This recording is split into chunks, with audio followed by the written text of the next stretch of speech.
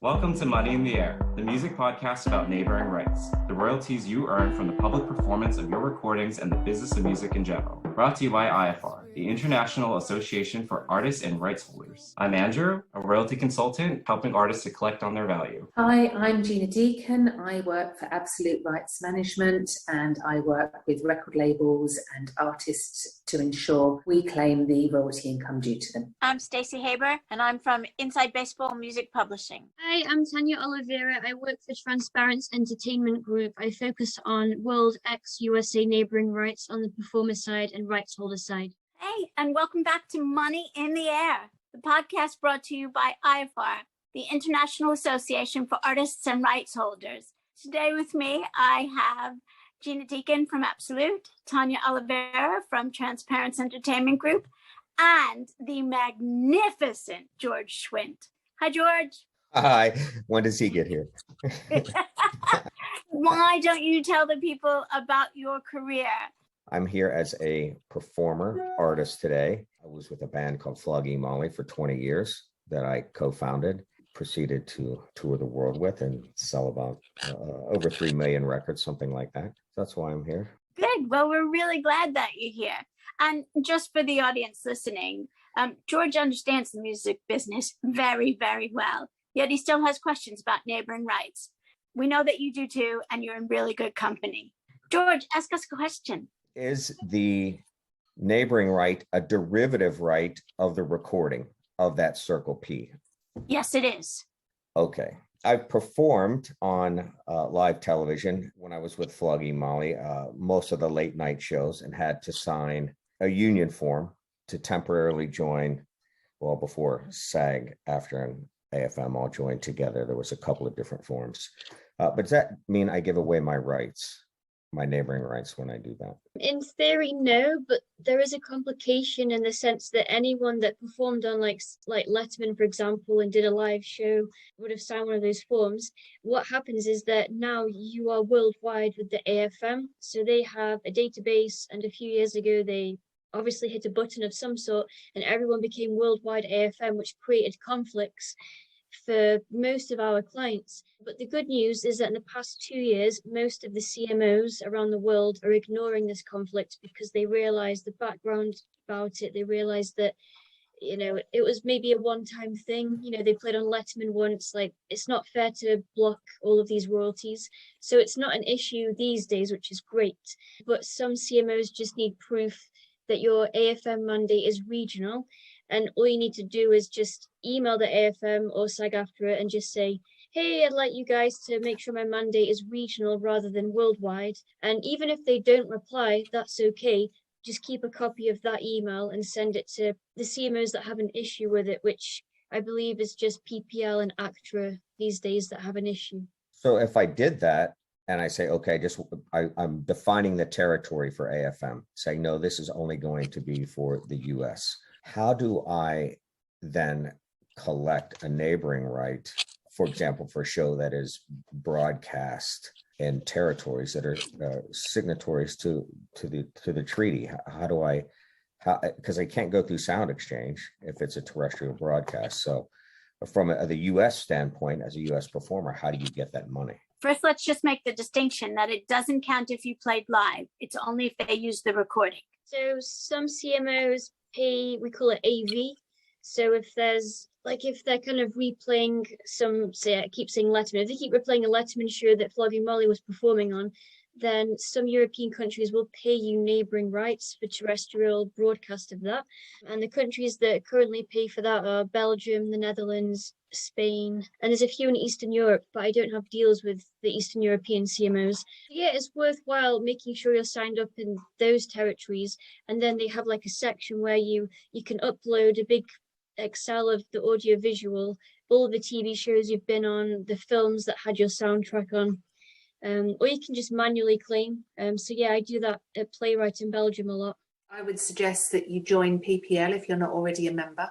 Can I just clarify that the repeat of a show is the playing of the recording?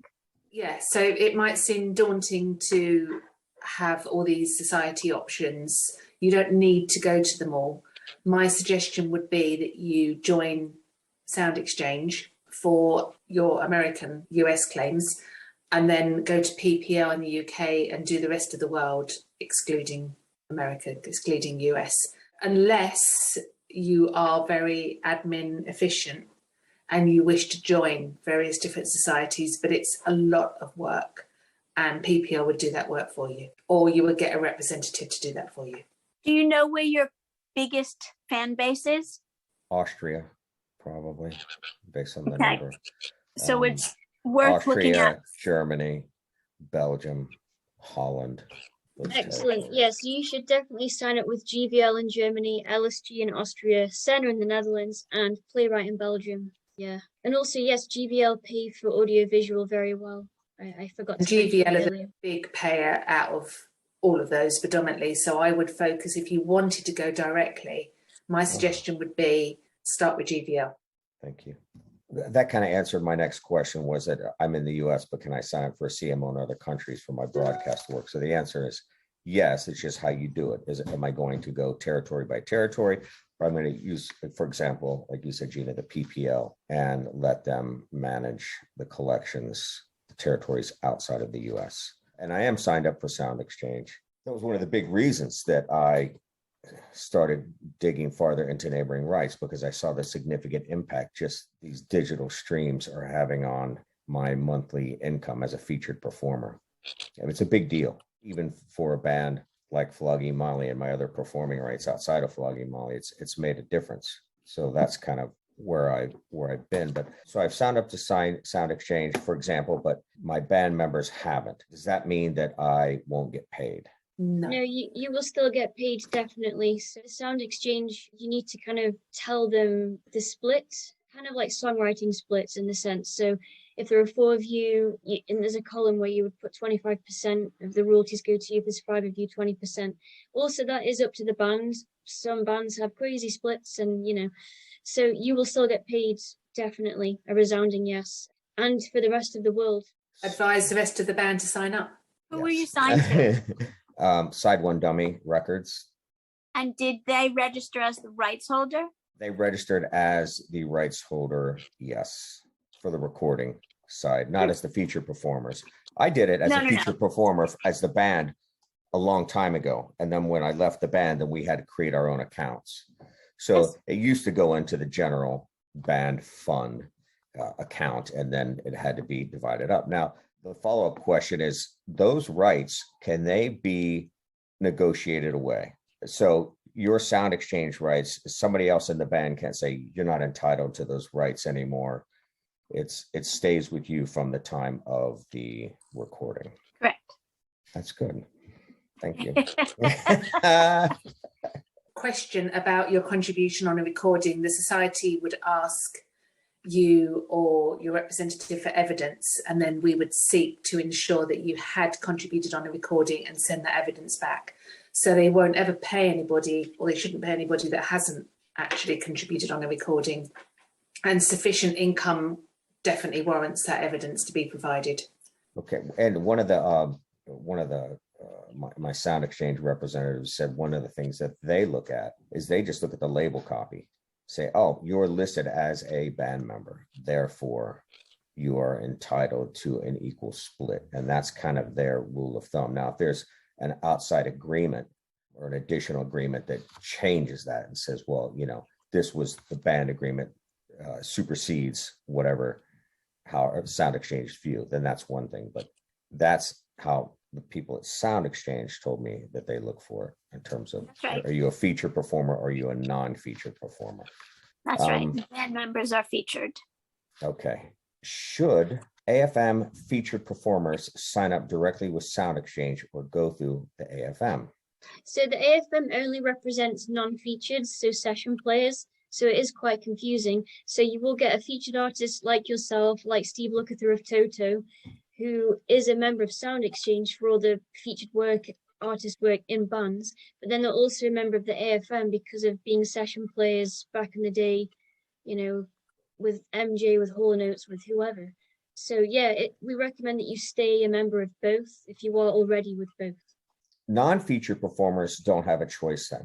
I'm guessing you have to, in order to collect any featured performer money, or sorry, non-featured performer money. Sorry, I have friends in the LA Phil. I talk to them a lot about this stuff. And one of the things for Sound Exchange, and he said, no, AFM told me they would take care of all of that. I said, well, it depends on whether you are featured or not featured.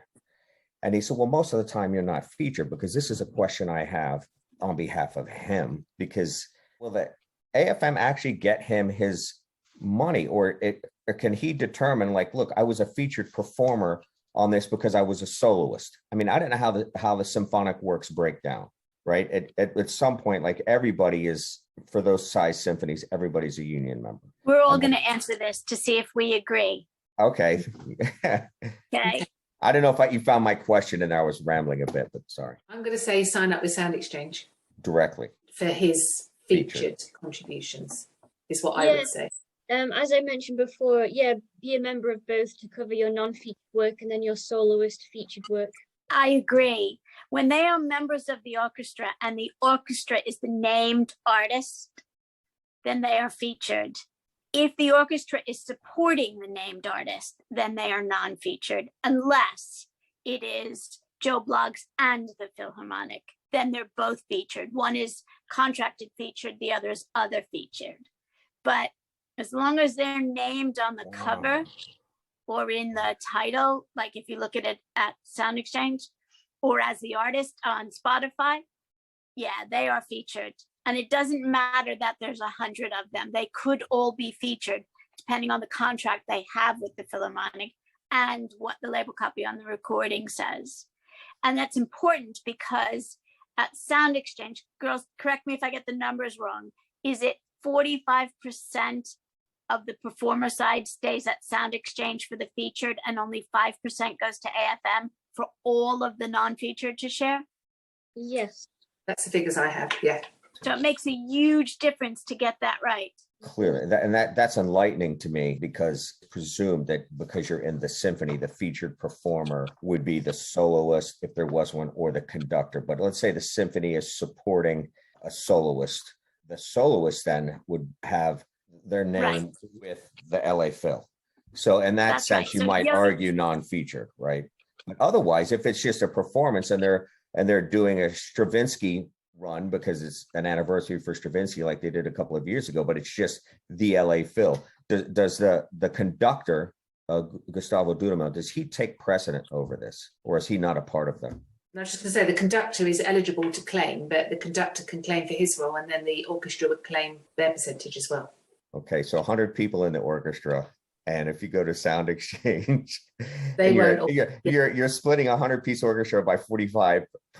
It's a much better equation from the performer side than going to the AFM and getting 5% of the 100 orchestra split. That's right. Because non-featured performers don't have a choice, they have to go in the US.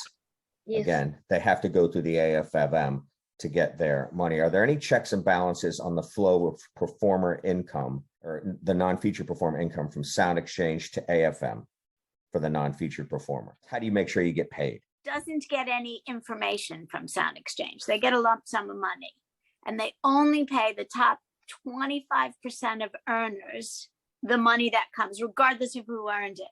So the other 75%, Get bupkis no matter how much work they've done. I've connected quite a few people to Sound Exchange, many even outside of big markets like Los Angeles. For example, a drummer friend of mine in Columbus, who's played on a lot of recordings, big band, Glenn Miller Orchestra, all this sort of thing. They go through AFM because they're scared to go against the union. And they have said as much, that they don't want to piss off the union.